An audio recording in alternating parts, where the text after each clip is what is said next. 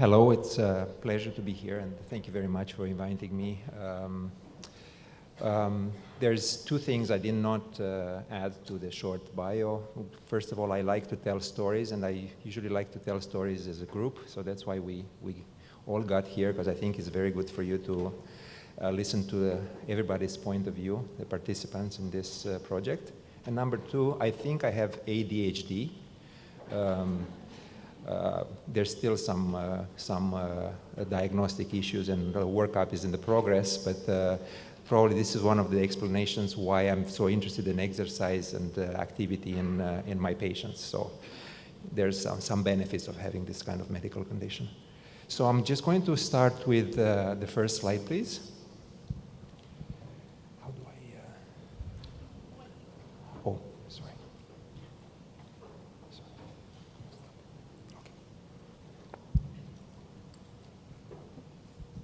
So a brief overview. I'm going to say a few things about frailty and CKD, and then tell you, or we are going to tell you about our experience in Calgary, about what we're doing with people who are frail and have chronic kidney disease. Few things about a very successful fundraising project I did for the last year or so, and we're going to have Teresa giving you her point of view on what's happening in Calgary right now, and we'll wrap up.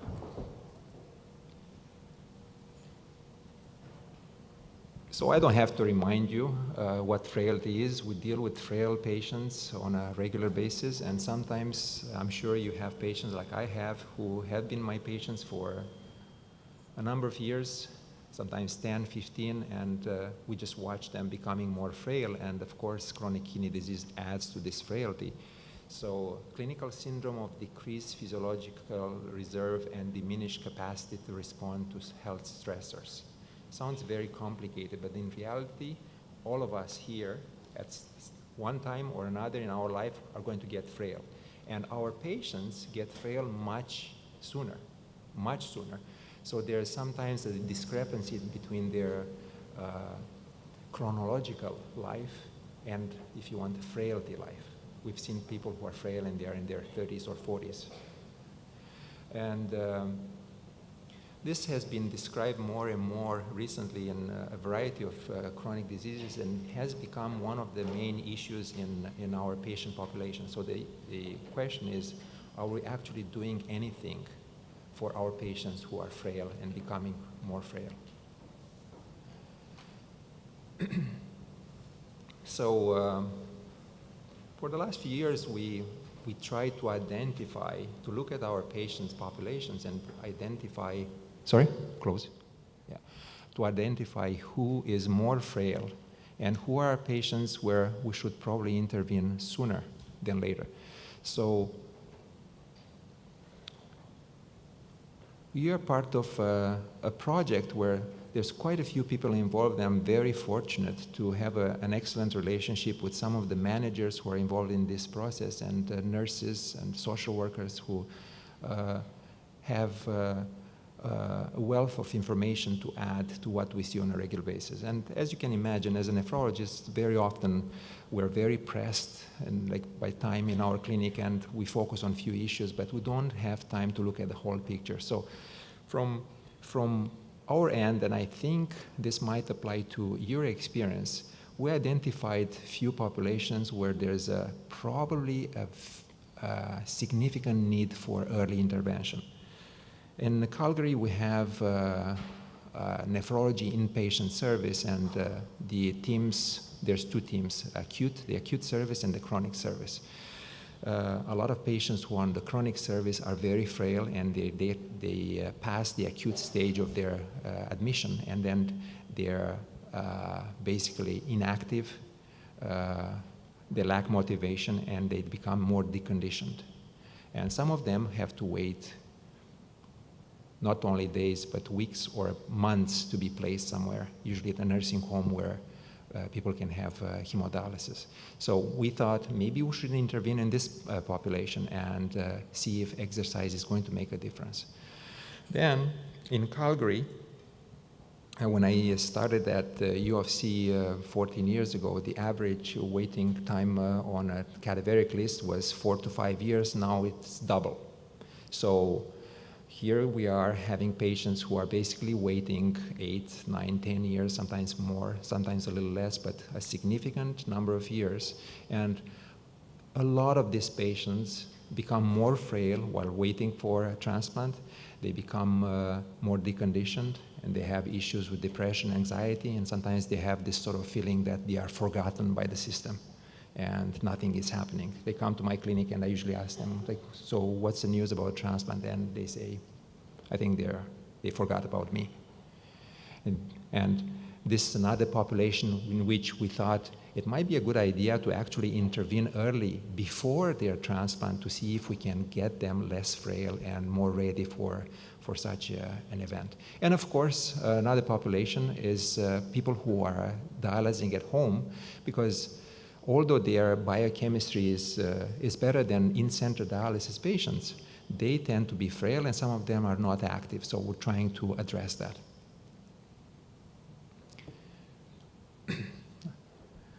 So the definition of exercise is an activity requiring physical effort done especially as training or to sustain or improve health.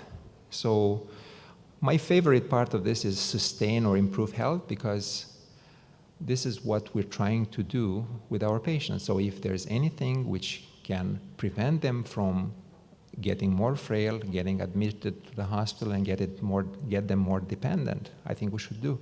And the other thing I have to tell you, from my experience based on years of talking to these patients, sometimes it's actually very good not to use the term exercise, because some of my patients, when they hear exercise, they usually say, why are you talking to me about exercise? You know I have kidney disease and I have this and that. So exercise is usually for healthy people who belong to a gym and they go and they do their thing and so on. So we're trying to mention exercise, but also to mention about mobility, okay, about, and some of the other terms that Teresa is going to talk to you about. So this is my favorite quote about exercise. I'm pushing 60, that's enough exercise for me. And sometimes I get this kind of answers from my patients when I try to convince them that they should get going. So we're going to tell you briefly about few of the initiatives in Calgary. Number one is the intradialytic biking program. We have a very successful intradialytic exercise program. There's more than 200 patients who come for dialysis and they use a bike for the first hour of their dialysis. And you're going to see a video clip soon. I love that, probably because of the medical condition I told you about. I really like when I go and do rounds and I see people moving, because like, the moment I see that like, people are just sitting and not doing anything, I get antsy. Then the second one is an outpatient program called Kidney Exercise and Education Program, which we initiated in 2012, and it's very successful. So it's an outpatient program. At 3 locations in Calgary. It's free for patients and their spouses or partners or caregiver, and it's very popular. And then we're going to talk to you about 2 new initiatives, the early mobility program for inpatients, for chronic patients waiting to be placed, and the transplant prehabilitation. We're just working on that. There's a clinic. We had seen the first patient a few weeks ago, and we're very happy. He agreed to be part of a regular exercise program, and Teresa will probably tell you more. I think I'm saying Teresa will tell you more too often now, huh? So can I have the first video, please? So this is what you're going to see in a dialysis unit when you do rounds.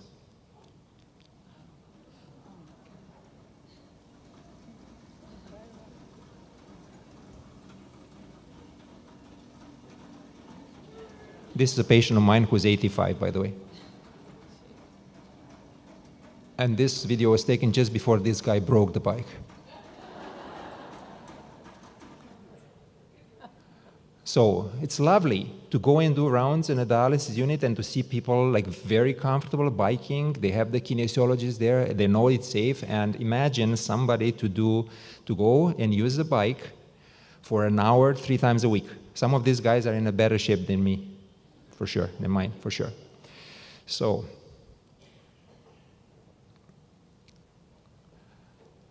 Jennifer McRae and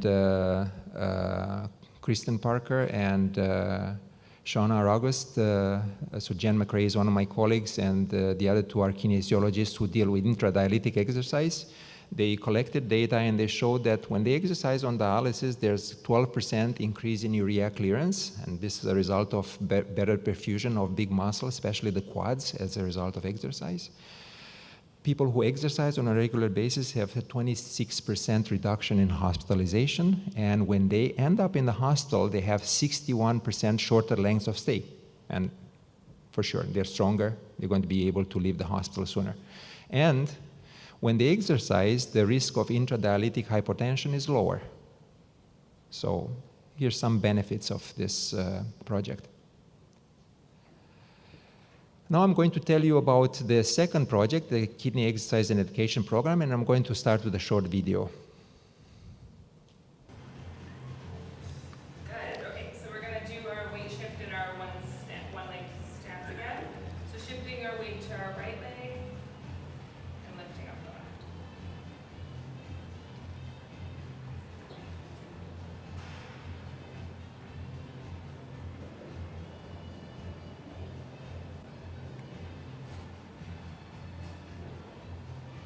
Good.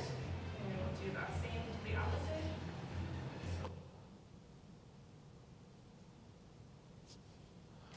Okay, so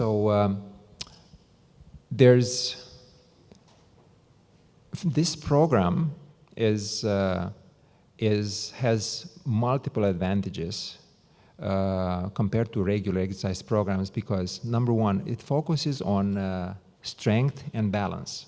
So as you know, a lot of our patients have diabetes, they have all kinds of issues with mobility, balance, vision issues, and so on.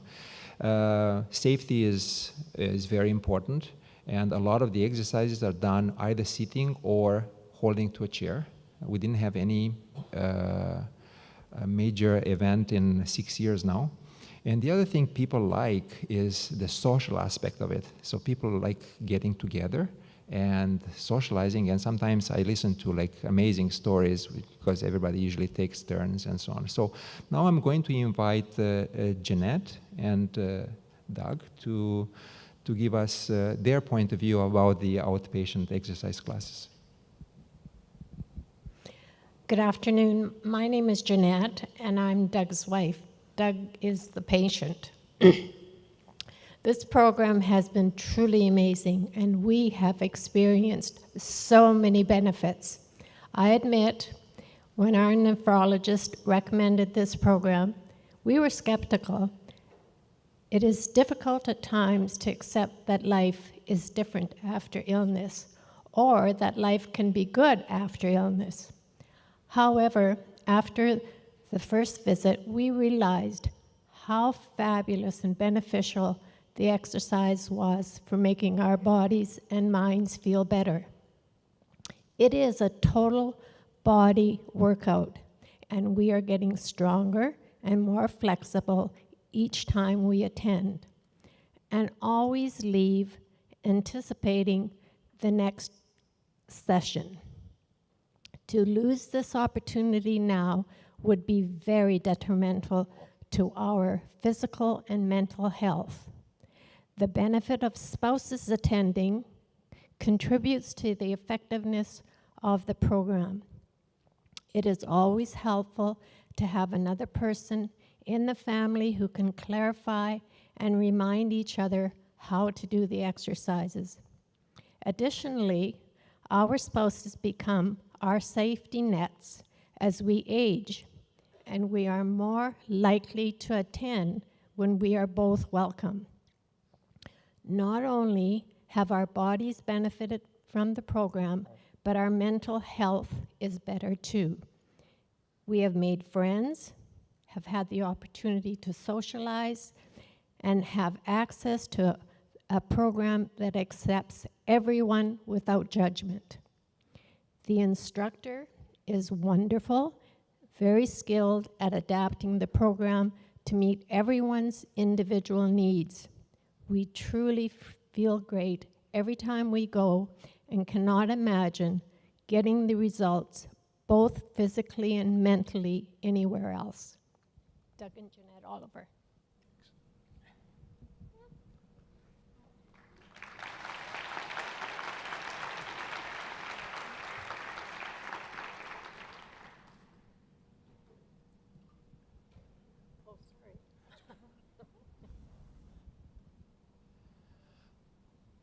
So sometimes I join the classes, and I make a point not to show up dressed like a physician and talk about creatinines and blood pressures and stuff like that, because they're very boring topics, as you know. So we socialize, and sometimes I just sit and listen to what people talk about. And what I like about this is to have the sense that there's a community created there. There's people who trust each other, and they exercise, they feel safe, they look at each other and say, hey, there's somebody who has a similar condition and is able to do this, so I can do it. And the spouses come, and a lot of patients told me this is the first or the only appointment we have in the week where we don't talk about the kidneys. Okay, I'm not going for a blood test. I don't need to call and have like a mobile lab coming and thinking about did I take the blood pressure and so on. So that's why I think it's a great program. And the way I see it is this exercise we talk about or think about, it's not just exercise, it's medicine. And I'm going to tell you a little bit about why medicine. But the other thing about exercise is a bridge. It's a bridge between people. People socialize when they exercise and they feel comfortable. And we've had huge success with this program. The other, sorry, I just wanted to tell you briefly about a few results of this program. So, of course, we're going to have to measure few outcomes to show that our intervention for outpatient classes is beneficial. So we chose, for strength, we chose the grip for the upper arm and the sit to stand for the lower arms. Endurance, the 6-minute walk distance. And physical function, we applied the Duke Activity Status Index.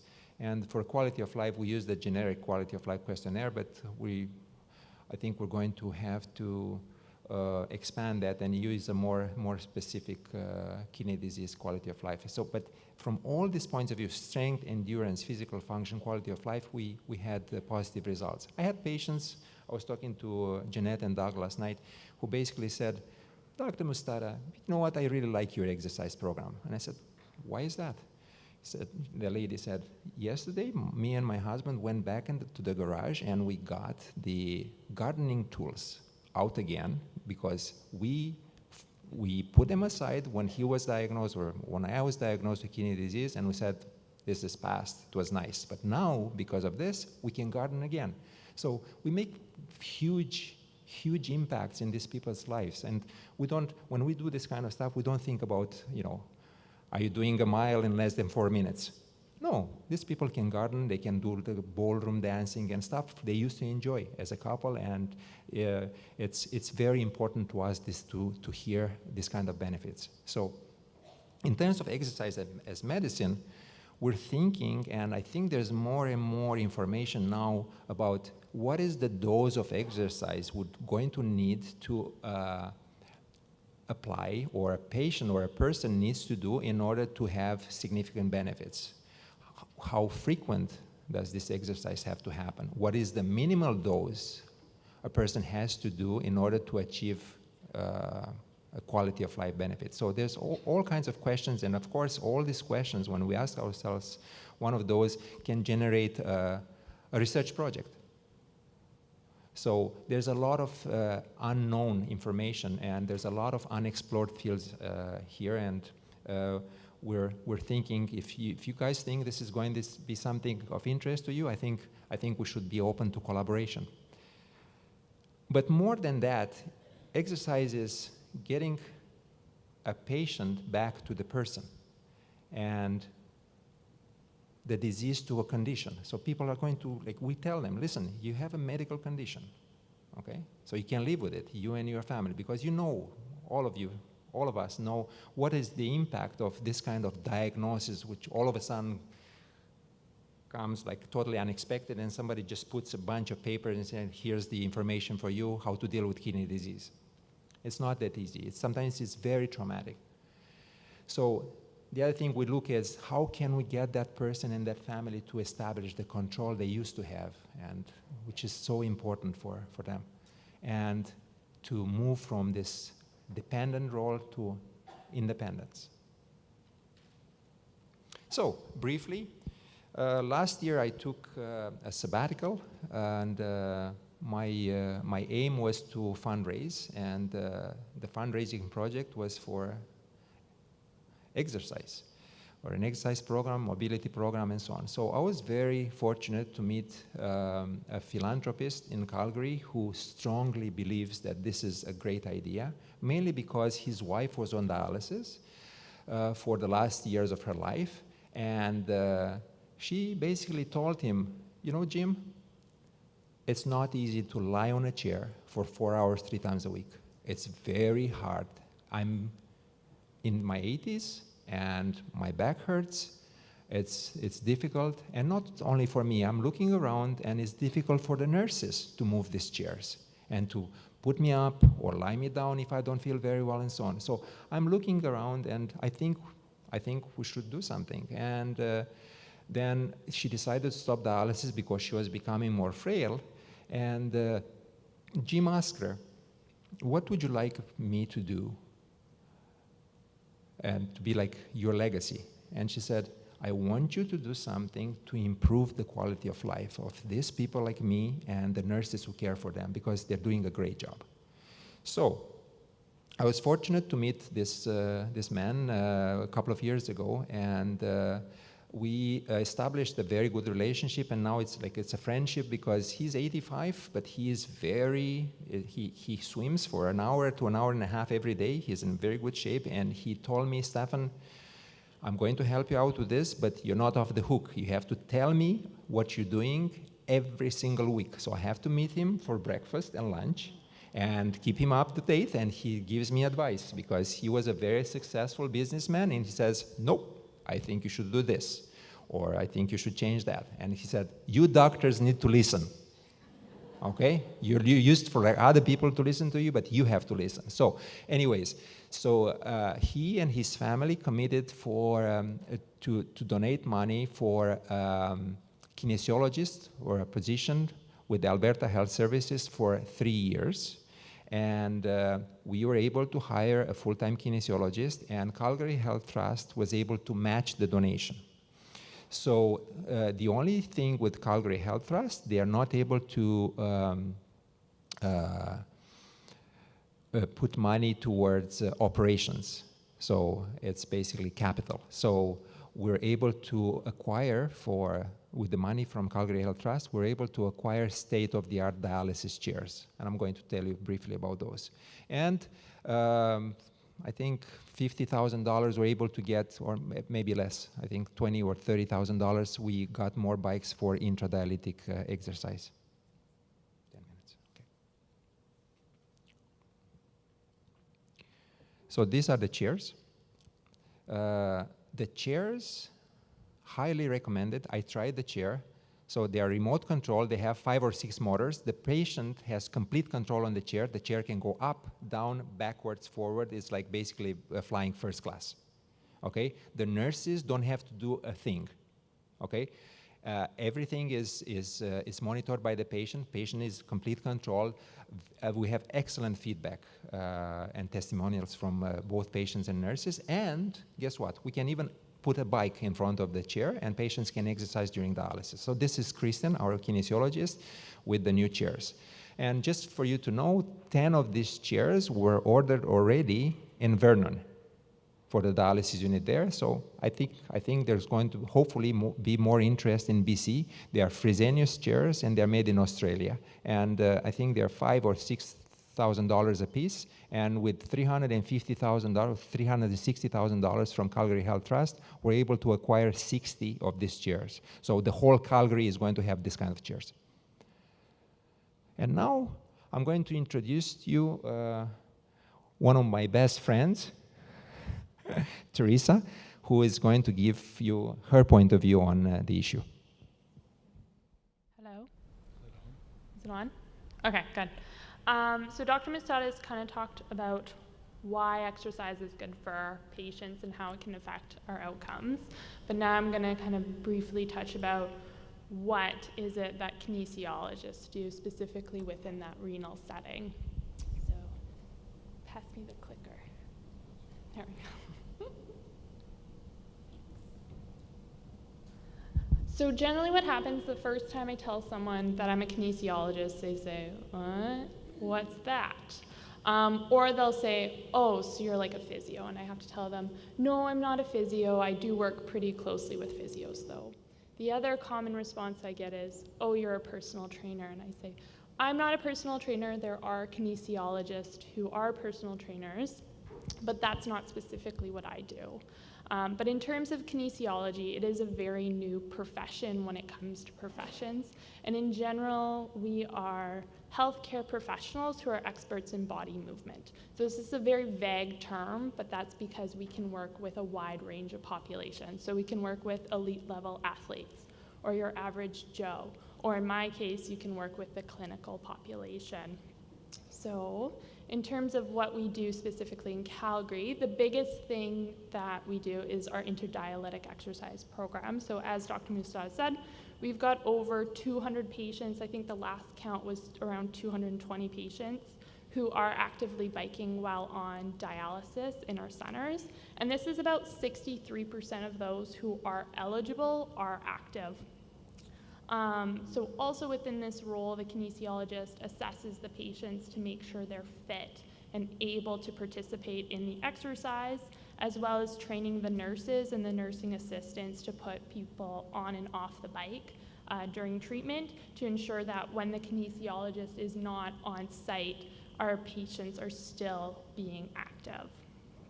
The next component of that is we also support exercise champions who are nurses on the units who help facilitate and make sure that the interdialytic exercise program is still being maintained, again, when the kinesiologist isn't on unit. Next component is our group exercises. So as you guys have heard about, so it's 1 hour long, 3 different locations in 3 very different areas within Calgary, and it's for patients with a wide spectrum of chronic kidney disease. So it can be pre-care, individuals who are on PD, home hemo, hemodialysis, or those who have had kidney transplants as well. So it really gives patients an area where they can have conversations. So for example, oh, I hear hemodialysis is the worst thing ever. And someone could be like, well, this is my experience with it. And we also really promote spouses, caregivers, or family members to attend as well. And this gives the support within that group. So for example, at one of our locations, the biggest topic of some of the spouses is vacation and how much planning is needed for that and where other people have gone and what their experience has been with different hemodialysis units. Next component is our home exercise program.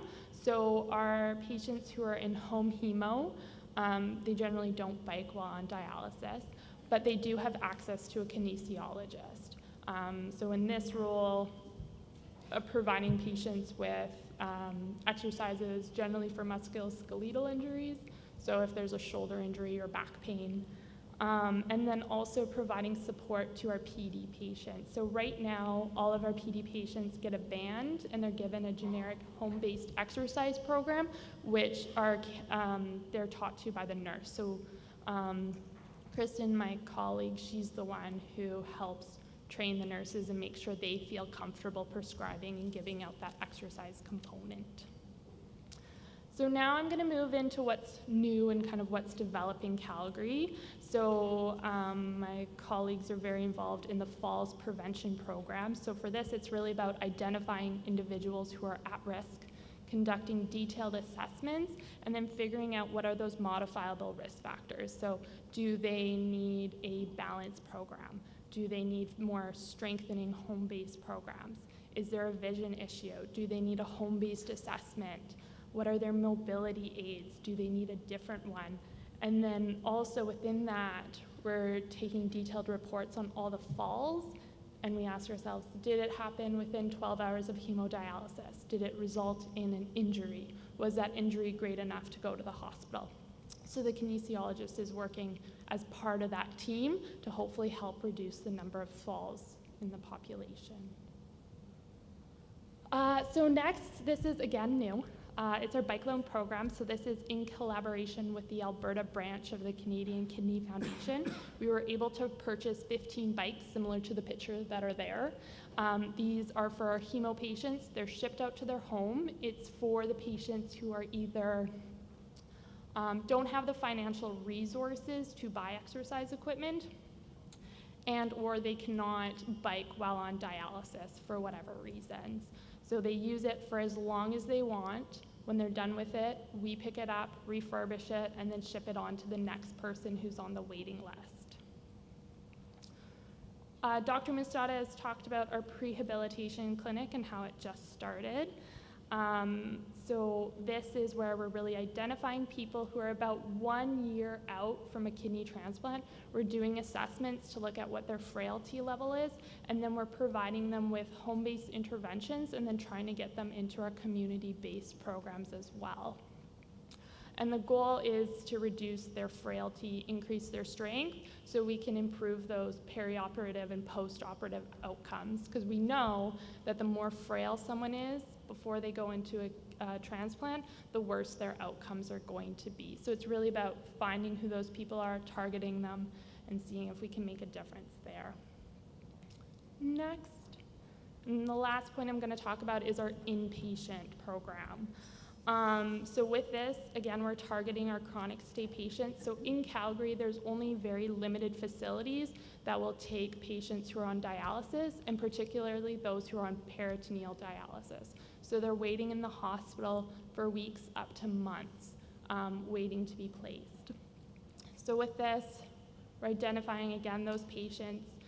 We're motivating them, because there can be that lack of motivation, especially when you've been in the hospital for weeks and weeks. And we're providing them with strengthening programs, so giving them bands, and also the home or the bed bike as well.